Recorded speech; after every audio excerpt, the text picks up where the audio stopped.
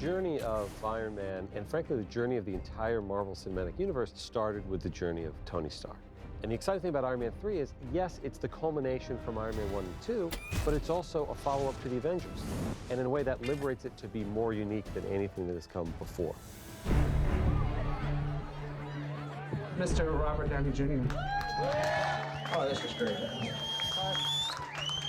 Good things tend to happen in threes. What we really have this time, and anyone who's read the script and the excitement getting ready to do this, is we've kind of earned the right to bring this to another level of complexity. And Shane, through his writing and directing, is making this by far the most ambitious, the most story-oriented, the most character explorative of all of these movies ever.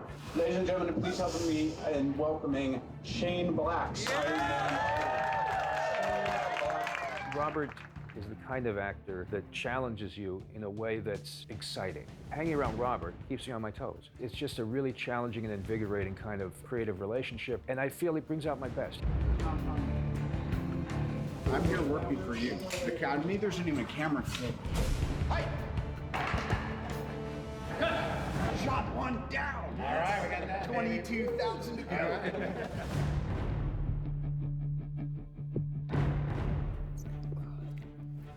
Welcome to Tony's workshop. Having been reintroduced to my humility by Sifu Eric Oram, we're going to look at a previs and we're going to start talking shop.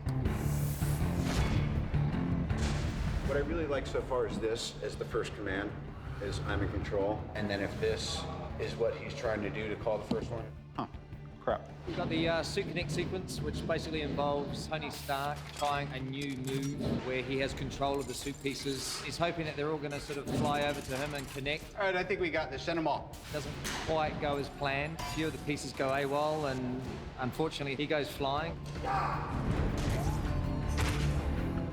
We're marking key points on his body so we can track wherever his body goes so that we can then put the Iron Man suit on him. We're gonna get him, we're gonna scoop his legs up. We wanted the ability to be able to suit up anywhere, anyhow, without A giant gantry. He's basically drilled little outlets subcutaneously beneath this exterior layer of skin that can draw the suit to him when he wants it. Nailed it. We're at least setting up that there is a language that does stuff, and that would give us an opportunity to figure out what is it that calls the whole suit. We like painting Tony into a corner and taking away all of his toys and all of the immense wealth and assets that he has and leave him with just his mind and see how he can get out of that situation. This was the very first sequence that we storyboarded, the first sequence that we previz, and the most exciting. We had it tied pretty early on in the process. The sheer panic that you should have throughout the sequence is that he's not going to make it alive, nor is Pepper, nor is Maya. 2, 1,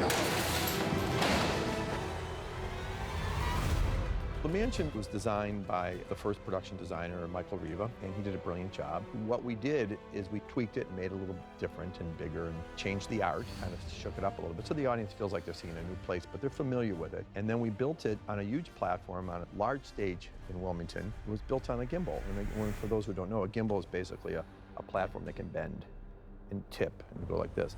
Well, this one just broke in the middle and just bends. And it's like the Brooklyn Bridge. They built this big steel armature, and they were literally able to just drop the set.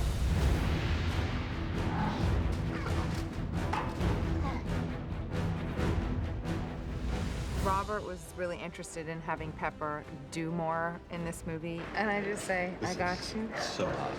There were talks of Pepper getting in the suit at the end of 2, but Marvel wasn't ready to do it yet. Frankly, just didn't have a great idea of how to do it.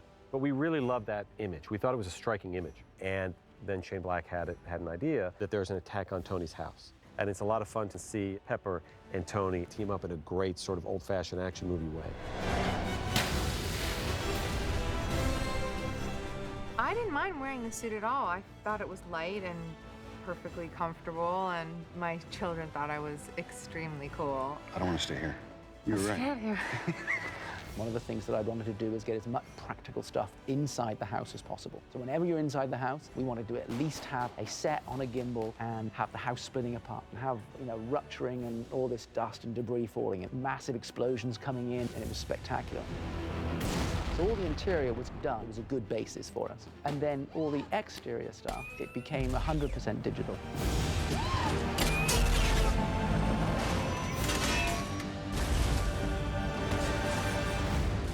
Early on in the development of the movie, we did talk about back to basics for Tony. What if Tony Stark had to be James Bond for a little bit and didn't have his Iron Man suit? So by the end of the first act of Iron Man 3, he finds himself in the middle of the United States of America, completely out of his element.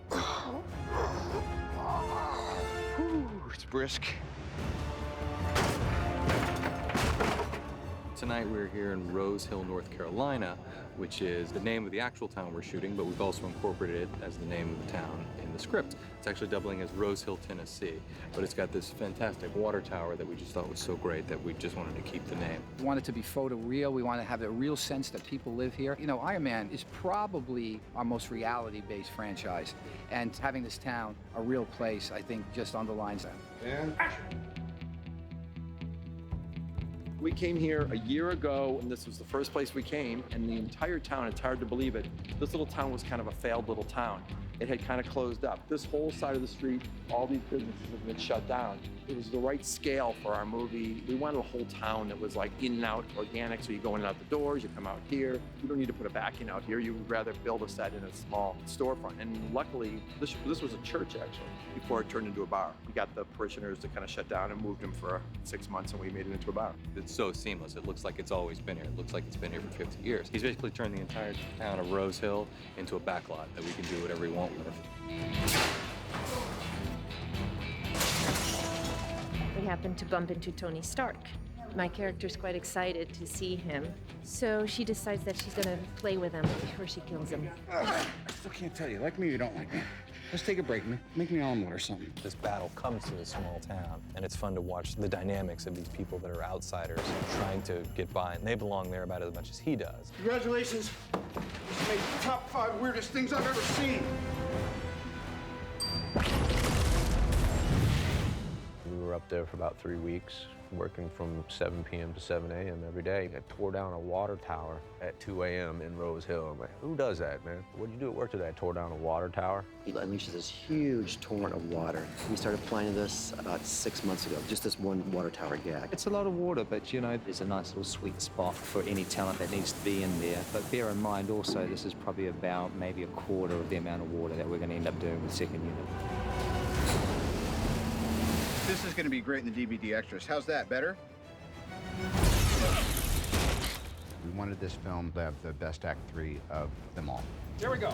You kind of think about images you want, and then how can we reverse engineer that into a really cool situation? We're here tonight at the port of Wilmington, and at this location, you're going to see all these different Iron Man suits swoop in at the last second and just go head-to-head with what essentially amounts to supercharged human beings. Tonight, we're doing a lot of aerial shots where we got the helicopter up there, and he's getting the big wide angles of the final battle fight between Iron Man and Killian. Earlier on, we had a few stunt guys leaping off the ends as if they're trying to catch the CG Iron Man flying through frame. Shooting here is amazing, but it's obviously a logistical challenge. So we come here to sort of establish the whole real location. We've taken apart different pieces of the actual structure. A control room, a moving cab, a piece of a wheel set, so that we can go in there with our actors, shoot all the amazing action that we need to make the sequence work. I've been spending the last couple hours on wires and flying and getting to do stunts and really get my hands dirty, so to speak, and have a lot of visceral fun. Sorry I can't be with you. As you can see, I am slaving over a hot trilogy. Doing that kind of fight scene at the end of the movie was my favorite part of doing Iron Man 3. It was fun to kind of be wild and be a superhero and flip around in the air and do all this kind of fun stuff. It was great. Look alive, boys!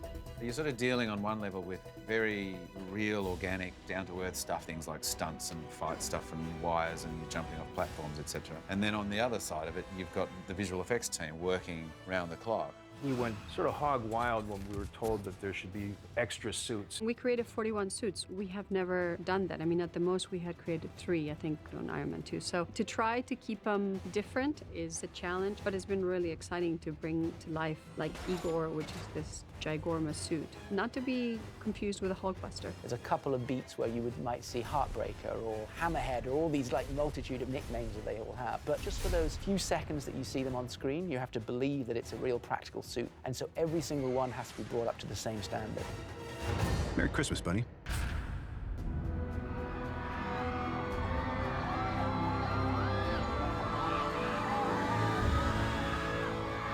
It's been amazing. People seem to like what we're doing.